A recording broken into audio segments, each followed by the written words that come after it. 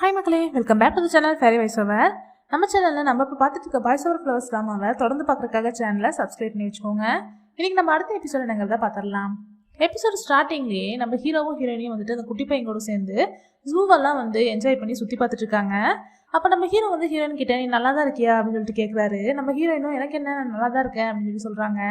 இல்லை, எங்கள் அம்மா வந்து இப்படி இருக்கக்கூடிய ஆளே கிடையாது. இவ்வளோ பெரிய பிரச்சனை நடந்தும் கூட அவங்க அமைதியாக இருக்காங்கன்னா ஏதோ ஒன்று பெருசாக பண்ண போகிறாங்கன்னு நினைக்கிறேன். இந்த மாதிரிலாம் அவங்க ஏதாவது பிரச்சனை பண்ணாங்கன்னா நீ ஒன்றும் பயப்படாத, நான் வந்து எல்லாத்தையுமே தூக்கி எரிஞ்சிட்டு நான் உங்ககிட்ட வந்துடுவேன், உன்னை நான் ப்ரொடெக்ட் பண்ணுறேன் அப்படின்னு சொல்லிட்டு சொல்கிறாரு. அப்போ நம்ம ஹீரோயின் வந்துட்டு நீ அதெல்லாம் பண்ணாத அப்படின்னு சொல்லி நம்ம ஹீரோயின் சொல்கிறாங்க. ஏன் நான் தானே உன்னை ப்ரொடெக்ட் பண்ணணும் அப்படின்னு சொல்லிட்டு நம்ம ஹீரோ கேட்கும்போது, இல்லை ஏற்கனவே வந்து எனக்கு நிறைய நீ பண்ணிட்ட, நீ மட்டும் கிடையாது, இந்த F4 டீமில் இருக்கிறவங்க எல்லாருமே எனக்கு நிறைய பண்ணிட்டாங்க, சனா முத கொண்டு எனக்கு நிறைய பண்ணிட்டாங்க, இதுக்கப்புறமா நீங்கள் யாருமே எனக்கு எந்த ஹெல்ப்புமே பண்ண வேண்டாம், எனக்கு எந்த பிரச்சனைனாலுமே நானே ஃபேஸ் பண்ணி பழகினா தான் என்னால் வந்து யாரோட ஹெல்ப்பும் இல்லாமல் வாழ முடியும் அப்படின்லாம் சொல்லி நம்ம ஹீரோயின் சொல்கிறாங்க. நம்ம ஹீரோவும் பரவாயில்ல நீ க்யூட்டாக இருந்தாலும் நல்லா மெச்சூரிட்டியாக தான் யோசிக்கிற அப்படிலாம் சொல்லிட்டு இருக்காரு. இப்போ 2 பேரும் வந்துட்டு அந்த குட்டி பையன் கூட சேர்ந்து அங்கேருந்து வெளியே வரும்போது அவங்க பார்க்கறதுக்கு ஒரு ஃபேமிலி மாதிரியே இருக்குது. ஒரு ஹஸ்பண்ட் அண்ட் ஒய்ஃப் வந்து அவங்க குழந்தை கூட வர மாதிரி தான் தெரியுது.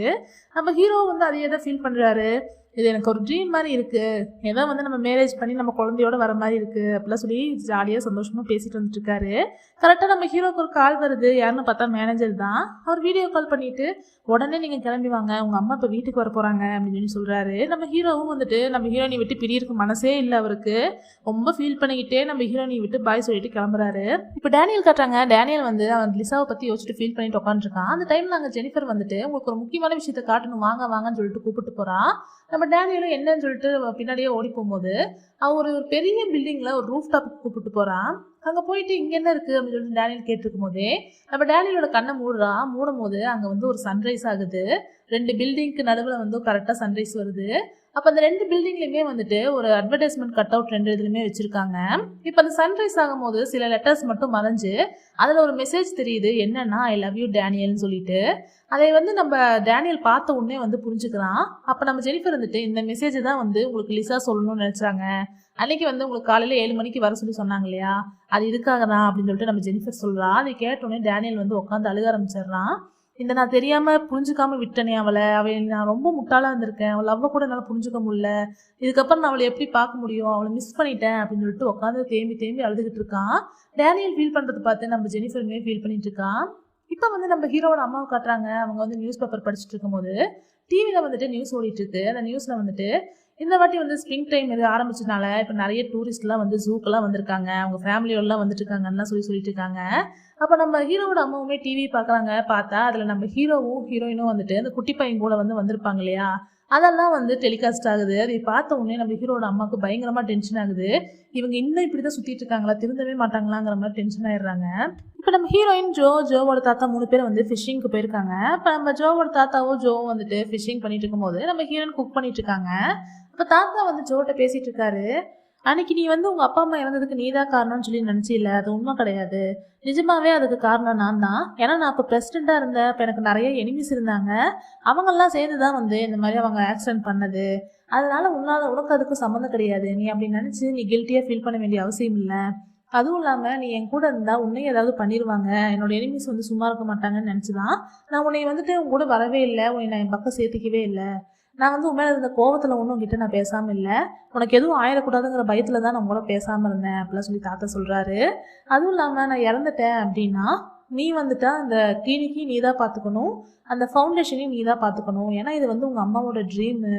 உங்கள் அம்மா வந்துட்டு நிறையா வந்து ஃபவுண்டேஷன் வைக்கணும்னு ஆசைப்பட்டா, அதுவும் இல்லாமல் நிறைய பேஷண்ட்டுக்கெலாம் நிறையா ட்ரீட்மெண்ட் கொடுக்கணும்னு ஆசைப்பட்டா, அந்த ட்ரீமெல்லாம் நீ தான் வந்து கேரி பண்ணிக்கணும் அப்படிலாம் சொல்லி தாத்தா சொல்லிட்டு இருக்காரு.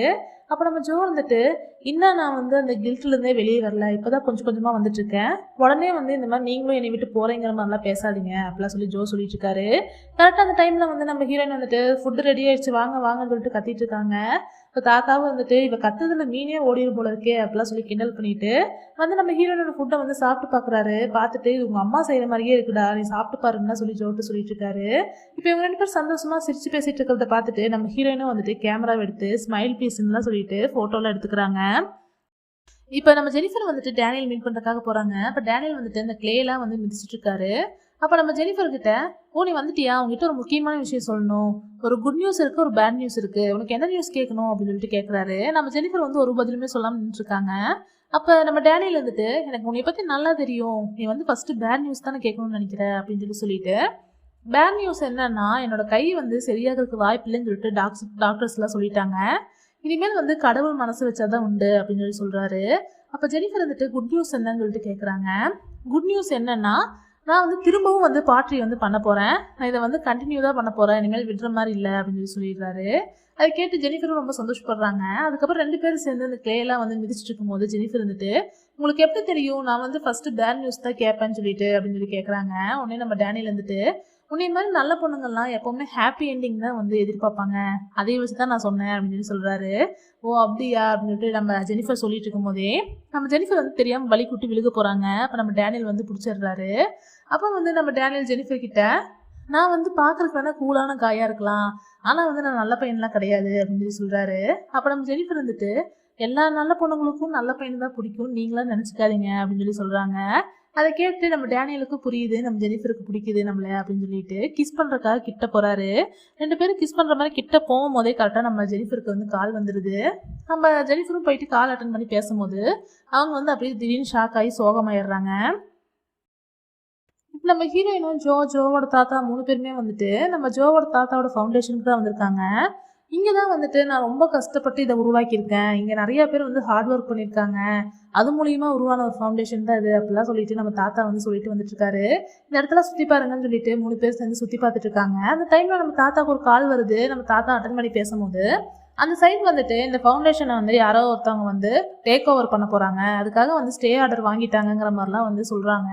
அதை கேட்டு ஷாக் ஆகி நம்ம தாத்தாவுக்கு வந்து ஹார்ட் அட்டாக்கே வந்துடுது. உடனே அவர் கீழே விழுந்த உடனே நம்ம ஹீரோயினும் போயிட்டு அவங்களுக்கு நம்ம தாத்தாவுக்கு வந்து ஃபஸ்ட்டு எல்லாம் பண்ணி டேப்லெட்லாம் கொடுத்து ஓரளவுக்கு சரி பண்ணிடுறாங்க.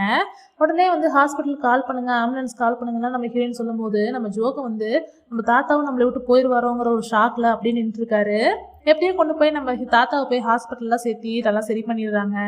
அப்போ நம்ம ஹீரோயின் போயிட்டு ஜோட்ட, ஒன்றும் கவலைப்படாதீங்க, அவர் சரியாயிட்டாரு, அவர் நல்லா கேர் பண்ணிக்கிட்டா அவர் நல்லா இருப்பார் அப்படிலாம் சொல்லிட்டு வாங்க நீங்களும் நானும் போயிட்டு அவருக்கு திங்ஸ் எல்லாம் கொண்டு வந்துடலான்னு சொல்லிட்டு நம்ம ஜோவை கூப்பிட்டு அங்கேருந்து நம்ம ஹீரோயின் கிளம்புறாங்க.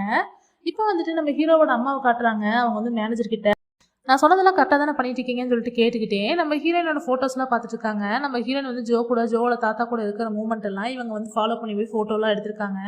அதெல்லாம் பார்த்துக்கிட்டு வந்து பேசிகிட்டு இருக்காங்க. அப்போ மேனேஜரும் வந்துட்டு, இல்லை நான் வந்து எல்லாமே கரெக்டாக தான் பண்ணிகிட்ருக்கோம், ஆனால் அந்த ஃபவுண்டேஷன் மட்டும் விட்டுறலான்னு நினைக்கிறேன் மேடம், ஏன்னா அவர் ரொம்ப பாவம், ரொம்ப கஷ்டப்படுறாரு, இப்போ ஹாஸ்பிட்டல்லே அட்மிட் ஆகிருக்காருன்னா சொல்லி மேனேஜர் சொல்கிறாரு. அதெல்லாம் அப்படிலாம் விட முடியாது, ஏன்னா அவங்க அந்தளவுக்கு கஷ்டப்படுறத பார்த்தா தான் இந்த பொண்ணுக்கும் புரியும். ஃபஸ்ட்டு தகுதினா அவளுக்கு என்னென்னு தெரியணும், பணம்னா என்னென்னு தெரியணும், அவளுக்கு இன்னும் சரியாக தெரியல, அதுக்காக தான் இதெல்லாம் பண்ணிகிட்ருக்கேன்னு சொல்லிட்டு நம்ம ஹீரோட அம்மா வந்து வில்லத்தனமாக பேசிகிட்டு இருக்கும் போதே அங்கே வந்து நம்ம ஹீரோ உள்ளே வராரு. நம்ம ஹீரோ வரதை பார்த்த உடனே அவங்க அந்த ஃபோட்டோஸ்லாம் எடுத்து ஒழிச்சு வச்சிடுறாங்க. இப்போ ஹீரோ வந்த உடனே நான் உங்ககிட்ட ஒரு முக்கியமான விஷயத்த சொல்லணும் அப்படின்னு சொல்லிட்டு, இது வரைக்கும் வந்து நான் உங்களுக்கு நிறைய ப்ராப்ளம் கொடுத்துருக்கலாம், என்னால் வந்து உங்களுக்கு கம்பெனியில் லாஸ் ஆகிருக்கலாம், ஆனால் வந்து இதுக்கப்புறம் எல்லாத்தையுமே நானே சரி பண்ணிடுறேன், நீங்கள் என்னெல்லாம் சொல்கிறீங்களோ எல்லாமே நான் பண்ணுறதுக்கு ரெடியாக இருக்கேன், ஆனால் ப்ளீஸ் ஜான்சி மட்டும் விட்டுருங்க, அவளை வந்து எதுவுமே பண்ணிடாதீங்க, நீங்கள் என்ன சொன்னாலும் என்னை செக்யூரிட்டி கார்டு போட்டு வச்சாலோ இல்லை ஒரு ரூம்லேயே அடைச்சி வச்சாலோ என்ன பண்ணாலும் நான் அக்செப்ட் பண்ணிக்கிறேன், ப்ளீஸ் அவளை மட்டும் ஒன்றும் பண்ணிடாதீங்கன்னு சொல்லிட்டு நம்ம ஹீரோ சொல்கிறாரு. அப்போ நம்ம ஹீரோவோட அம்மாவுமே, என்ன உனக்கு இப்போ என்ன ஜான்சியை வந்து ஒன்றும் பண்ணக்கூடாது அவ்வளோதானே, சரி நான் வந்து அவளை தொடக்கூட மாட்டேன், அவளை நான் ஒன்றுமே பண்ண மாட்டேன் ஓகேவா அப்படின்னு சொல்கிறாங்க.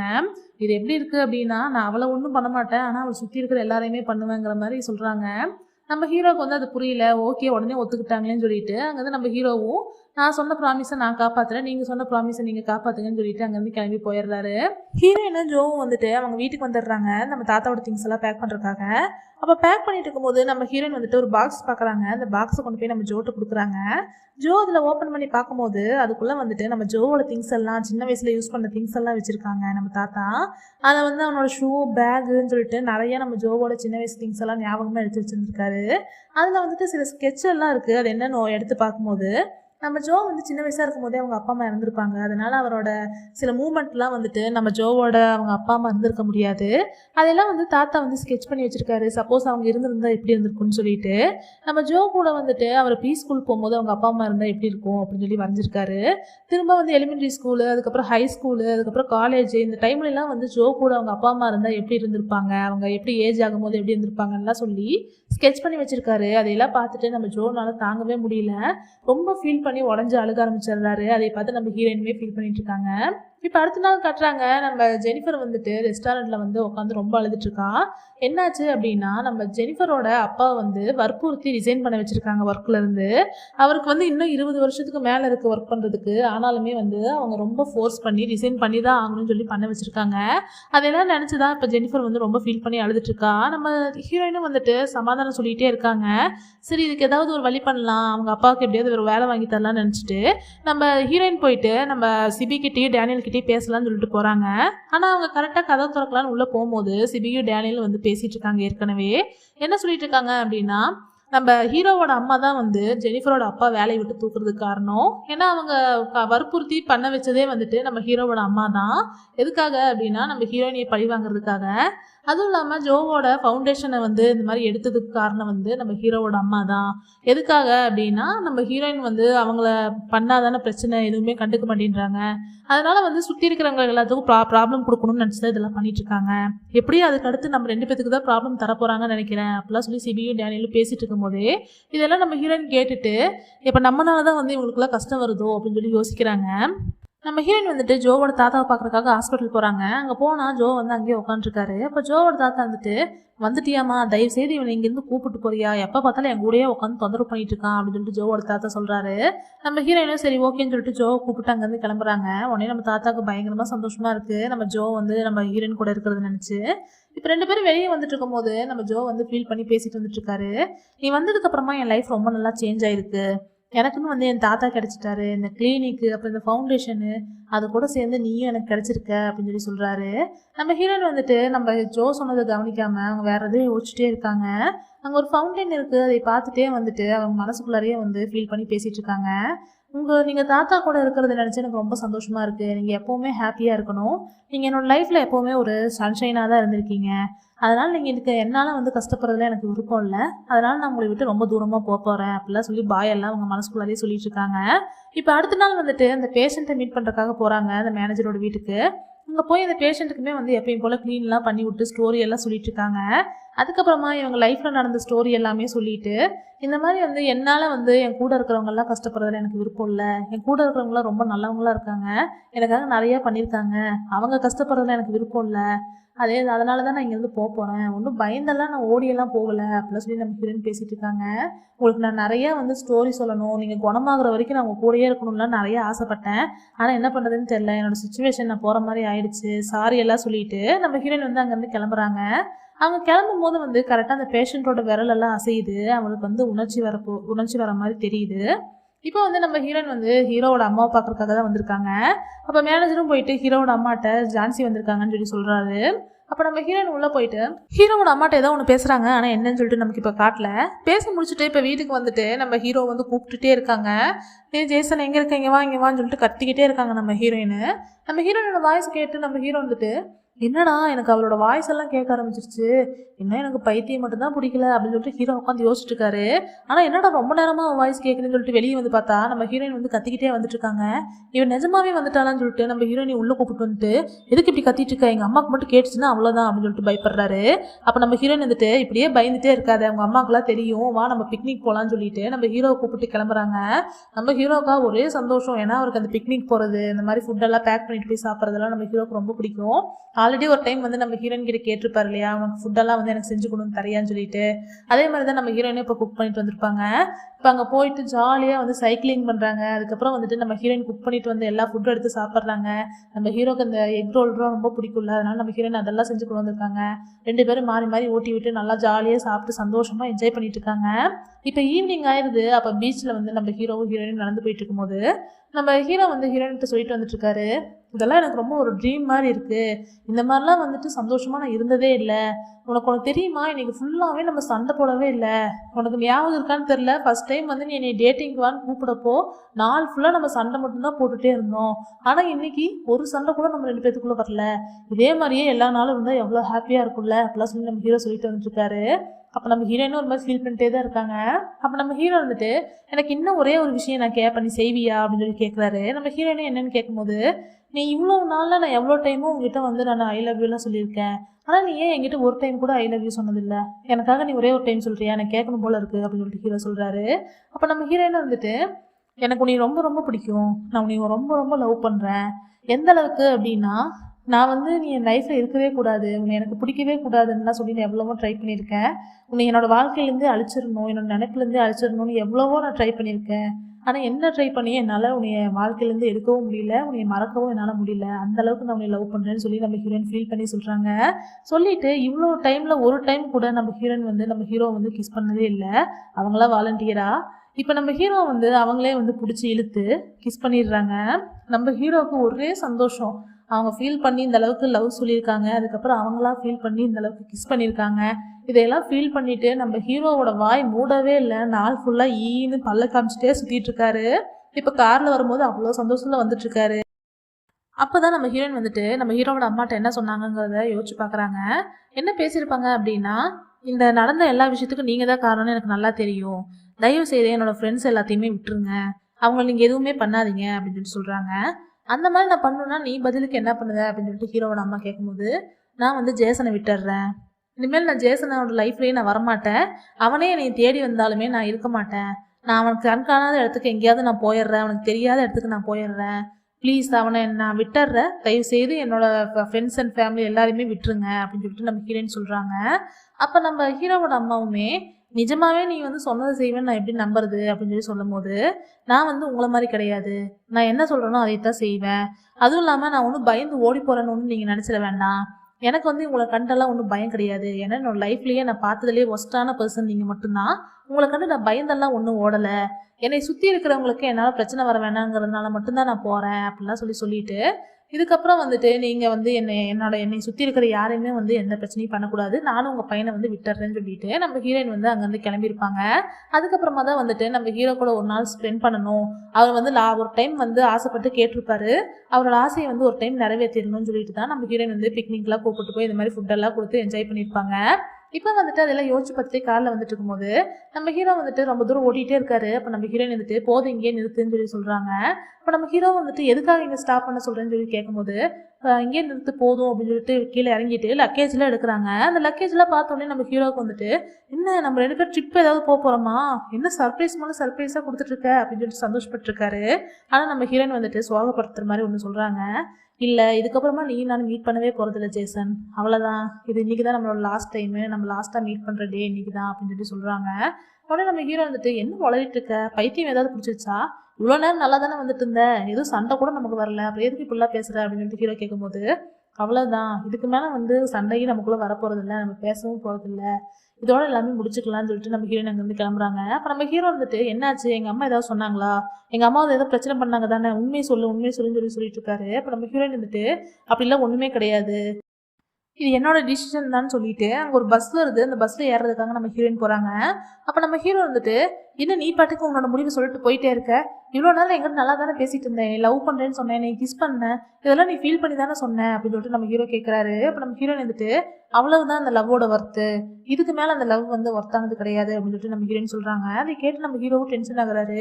உனக்கு என்ன பிரச்சனைன்னு சொல்லு, நீ சொல்லாமே நீ பாட்டுக்கு இந்த மாதிரிலாம் பண்ணிட்டு இருந்தா என்ன பண்ணுறது, எங்கள் அம்மா ஏதாவது சொன்னாங்களா சொல்லி நம்ம ஹீரோ கேட்கும்போது நம்ம ஹீரோயின் வந்துட்டு, நீயும் நானும் வந்துட்டு என்ன லவ் பண்ணாலுமே நீ வேற வேர்ல்டில் இருக்கிற, நான் வேற வேர்ல்டில் இருக்கேன், நீ நானும் மீட் பண்ணதே ஒரு டிஸ்னி மாதிரி தான், இப்போ திரும்பவும் நம்மளோட வேர்ல்டுக்கு நம்ம போக வேண்டிய நேரம் வந்துருச்சு, நான் என்னோட வழியை பார்த்து நான் போகிறேன், நீ உன்னோட வாழ்க்கையை பார்த்துக்கோன்னு சொல்லிட்டு நம்ம ஹீரோயின் சொல்லிட்டு அங்கேருந்து கிளம்புறாங்க பஸ் ஏறி. அப்போ நம்ம ஹீரோவும் வந்துட்டு இப்படி போகாத ஜான்சின்னு சொல்லிட்டு அந்த பஸ்ஸு பின்னாடியே வந்து துரத்திட்டே போயிட்டு இருக்காரு, நில்லு ஜான்சின்னு சொல்லிட்டு. ஆனால் அந்த பஸ் வந்து ரொம்ப ஃபாஸ்ட்டாக போயிடுது.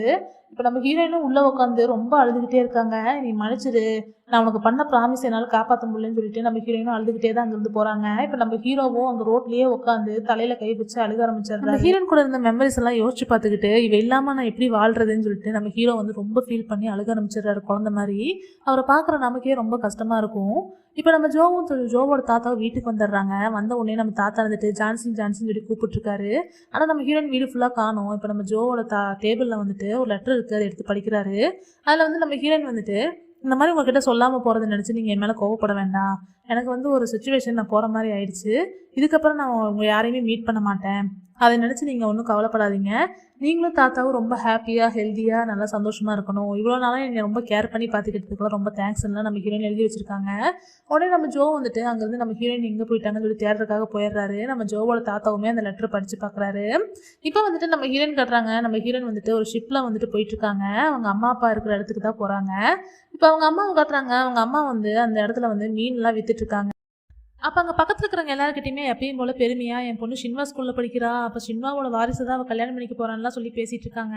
அப்போ அங்கே இருக்கிறவங்களும் வந்துட்டு நீ அப்படியே வந்து உன் பொண்ணு ஷின்வாஸோட வாரிசை வந்து மேரேஜ் பண்ணிக்கிற மாதிரி இருந்தா நீ எதுக்காக வந்து கடன் வாங்கி வச்சுட்டு கஷ்டப்பட்டுருக்கேன்லாம் சொல்லி கிண்டல் பண்ணிட்டு இருக்காங்க. அந்த டைமில் அங்கே ஒரு ஆள் வரான். அவன் வந்து நல்லா ட்ரிங்க்ஸ் எல்லாம் பண்ணிட்டு பார்க்குறக்கே கொஞ்சம் பயமாக தான் இருக்கான். அவன் வந்து நம்ம ஹீரோனோட அம்மாட்ட மீன் வாங்கிட்டு அங்கேருந்து போகிறான். அப்போ நம்ம ஹீரோனோட அம்மாவும் யார் இவன்லாம் சொல்லி கேட்டிருக்காங்க. அவன் யார் அப்படின்னா அவனும் ஒரு பெரிய கம்பெனியோட ஓனராக தான் இருந்திருப்பான், முதலாளியாக தான் இருந்திருப்பான். அப்போ வந்து சினிமா குரூப்போட ஒரு ப்ராப்ளம்னால வந்துட்டு அந்த கம்பெனியவே அவங்க வாங்கியிருப்பாங்க. அதனால் வந்து இவன் எல்லாமே லாஸ் ஆகி கம்பெனி இழந்து அதுக்கப்புறம் அவனோட ஒய்ஃபு குழந்தைங்கன்னு எல்லாரையுமே இழந்து இவன் வந்து இப்போ தனியாக தான் கஷ்டப்பட்டுட்டு இருக்கான். இவனை வந்து நல்லா நோட் பண்ணிக்கோங்க. இப்போ வந்துட்டு நம்ம ஹீரோயின் வந்துட்டு நம்ம ஹீரோயினோட அம்மா பார்க்கறதுக்காக வராங்க. நம்ம ஹீரோயின் வரதை நம்ம ஹீரோயினோட அம்மா பார்த்த உடனே இருந்து என்னோட பொண்ணு வராளா அப்படின்னு சொல்லிட்டு எல்லாரும் வாங்க வாங்க என் பொண்ணு வந்துட்டான்னு சொல்லிட்டு நம்ம ஹீரோனோட பேக்ல இருந்து அந்த ஷின்வாவோட யூனிஃபார்ம் எடுத்து காட்டுறாங்க. பாத்தியா, நான் சொன்னேன்ல என் பொண்ணு ஷின்வா ஸ்கூல்ல தான் படிக்கிறா, பாருன்னு சொல்லி காமிச்சிட்டு இருக்காங்க. அங்க இருக்கிறவங்களும் ஆமா உண்மையாதான் சொல்லியிருக்கா போல இருக்கு, உன் பொண்ணு ரொம்ப அழகா இருக்கா அப்படிலாம் சொல்லிட்டு இருக்காங்க. இப்போ நம்ம ஹீரோயினும் அவங்க அம்மா வந்துட்டு ஒரு இடத்துல நின்று பேசிட்டு இருக்காங்க. அப்போ ஹீரோனோட அம்மா வந்துட்டு உங்கள் அப்பா போட்டுக்கு போயிருக்காரு, அவர் வரதுக்கு லேட் ஆகும் அப்படின்னு சொல்லி சொல்கிறாங்க. அவர் போட்டுக்கு போகிறது ஏன் என்கிட்ட நீங்கள் சொல்லலை, ஏன் இப்படி கஷ்டப்படுறதெல்லாம் என்கிட்ட மறைச்சிங்கன்னு சொல்லிட்டு ஹீரோயின் கேட்கும்போது நாங்கள் கஷ்டப்படுறோன்னு தெரிஞ்சா நீ உடனே இங்கே கிளம்பி வந்துடுவேன், உன்னோட ஸ்கூலிங்க எல்லாத்தையுமே விட்டு நீ வந்துட்டீங்கன்னா என்ன பண்ணுறது, அதனால தான் நான் உங்ககிட்ட சொல்லலைன்னு சொல்லி சொல்கிறாங்க.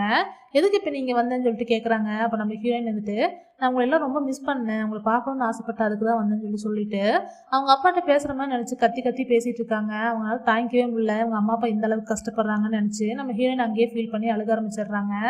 இப்போ வந்துட்டு நம்ம சிபியு டேனியல் காட்டுறாங்க. 2 பேரும் வந்து நம்ம ஹீரோயின் பற்றி தான் பேசிகிட்டு இருக்காங்க. அவளை நான் எல்லா இடத்துலையுமே தேடிட்டேன், எல்லா சின்ன ஊரில் எல்லாத்துலேயுமே விசாரிச்சுட்டேன், ஆனால் அவன் எங்கேயுமே இல்லை, எப்படி தான் அவளை கண்டுபிடிக்கிறதுனே தெரியல அப்படிலாம் சொல்லி 2 பேரும் பேசிகிட்டு இருக்காங்க. அதுவும் இல்லாமல் ஜேசன் கிட்டலாம் பேசுறதுக்கே என்னால் முடியல, பயமாக இருக்குது, அவன் ரொம்ப மாறிட்டான், அவன் முன்ன மாதிரி இல்லை, அவன்கிட்ட போய் ஏதாச்சும் பேசணும்னு நினச்சாவே எங்ககிட்ட கத்தி அமுச்சு விட்டுறான். அதுவும் இல்லாமல் ஜோவும் ரொம்ப மாறிட்டான், வியர்டாக மாறிட்டு இருக்கான், அவன் வந்து இந்த அளவுக்கு நார்மலாக எப்போவுமே இருக்கவே மாட்டான், ரொம்ப நார்மலாக இருக்கா, அதை பார்க்குறக்கே எனக்கு பயமாக இருக்குன்னுலாம் சொல்லிட்டு இருக்காங்க. இந்த ஜான்சி வந்துட்டு ஒரே ஒரு பொண்ணு வந்து இந்த எஃபோர் டீமையவே ஒரு வழி பண்ணிட்டா அப்படின்ற மாதிரிலாம் 2 பேரும் பேசிட்டு இருக்காங்க. நம்ம ஹீரோயின் வந்து நைட்டு வீட்டில் உட்காந்து சாப்பிட்டு இருக்கும்போது இந்த நெய்பர்ஸ் எல்லாம் வராங்க. வந்துட்டு நம்ம ஹீரோயினுக்காக அது இதுன்னு கிராபு மீனுன்னு சொல்லிட்டு என்னென்னமோ கொண்டு வந்து கொடுக்குறாங்க. இந்த மாதிரி வந்து ஷின்வா குரூப்போட மருமகள்லாம் நாங்கள் பாப்பன்னு கூட நினச்சி பார்த்ததில்ல, ரொம்ப அழகாக இருக்கா, எங்கள் வீட்டு பக்கத்தில் இருக்கிறத நினச்சா எங்களுக்கு பெருமையாக இருக்குன்னு சொல்லி ஆஹா ஓகோன்னு புகழ்ந்துட்டு இருக்காங்க. அதெல்லாம் கேட்டு நம்ம ஹீரோயினோட அம்மாவுக்கு ரொம்ப பெருமையாக இருக்குது. அப்போ நம்ம ஹீரோயின் வந்துட்டு எப்படி தான் இவங்களுக்குலாம் சொல்லி நான் புரிய வைக்க போகிறோம்னா தெரியலன்னு சொல்லிட்டு யோசிச்சுட்டு இருக்கும்போது இப்போ நம்ம ஹீரோவை காட்டுறாங்க. நம்ம ஹீரோ வந்துட்டு ரொம்ப ஆளே மாறிட்டாரு, ரொம்ப ட்ரிங்க்ஸ் பண்ணி வந்துட்டு பொண்ணுக்குள்ளலாம் சேர்ந்து சுற்ற ஆரம்பிச்சிட்டாரு. அவர் வீட்டுக்கு வரும்போது கூட அங்கே ஒரு மிஷின் இருக்குது, அந்த பொம்மையெல்லாம் வந்து கேட்ச் பண்ணுற மாதிரி ஒரு மிஷின் இருக்கும். அந்த மிஷினுக்குள்ள வந்துட்டு நம்ம ஹீரோயின் கூட சேர்ந்து விளையாண்டுருப்பாரு ஒரு டைமு.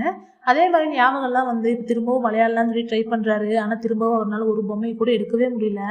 அவர் வந்து நம்ம ஹீரோயின் சொன்னதெல்லாம் யோசிச்சு பார்த்துட்டு கோவப்பட்டு இந்த மிஷினையும் போட்டு உடைக்க ஆரம்பிச்சிடுறாரு. அப்போ நிறைய பேர் வந்து தடுக்க வரும்போது அவங்களையுமே அடிச்சிடுறாரு. இதனால போலீஸ்லாம் வந்து பிடிச்சிட்டு போயிடுறாங்க, நம்ம ஹீரோ இந்த மாதிரி கலாட்டா பண்ணுறாருன்னு சொல்லிட்டு. அப்போ நம்ம ஹீரோவோட அக்காவும் மேனேஜரும் வந்து நம்ம ஹீரோவை வெளியே எடுக்கிறதுக்காக வராங்க. அப்போ நம்ம ஹீரோ வந்துட்டு நம்ம ஹீரோயின் பற்றியே யோசிச்சுட்டு தான் உட்காந்துருக்காரு. நம்ம ஹீரோயின் கடைசியாக வந்து லவ் பண்ணுறேன்னு சொன்னது, கிஸ் பண்ணது, இதெல்லாம் பற்றி யோசிச்சுட்டு உட்காந்துருக்காரு. அப்போ நம்ம ஹீரோவோட அக்காவும் மேனேஜர் வந்து ஃபீல் பண்ண ஆரம்பிச்சிடுறாங்க, நம்ம ஹீரோவோட வாழ்க்கை இந்த மாதிரி ஆனதுன்னு நினச்சி. இதோட இன்னைக்கான எபிசோடு முடிஞ்சிச்சு. இந்த ட்ராமா உங்களுக்கு பிடிச்சிருக்கும்னு நம்புறேன். இந்த வீடியோ உங்களுக்கு பிடிச்சிருந்தா லைக் பண்ணி ஷேர் பண்ணி சப்போர்ட் பண்ணுங்கள். மறக்காமல் சேனலை சப்ஸ்கிரைப் பண்ணிடுங்க. நாளைக்கு நம்ம அடுத்த எபிசோடில் மீட் பண்ணலாம். பை மக்களே.